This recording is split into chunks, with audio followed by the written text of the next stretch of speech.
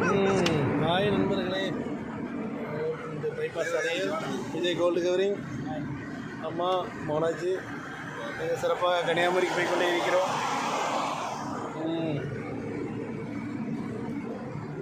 மிக சிறப்பு. ஹாய் நண்பர்களே, இன்று கன்னியாகுமரி நோக்கி பைபாஸ் சாலையில் போய் கொண்டே இருக்கிறோம். நான்குநேரி தாண்டி பைபாஸ் சாலையில். ஆமாம், கன்னியாகுமரி போயிட்டு இருக்கோம்.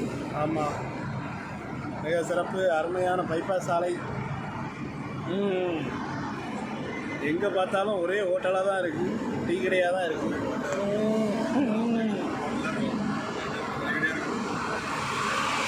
ஆமாம், மிக சிறப்பு.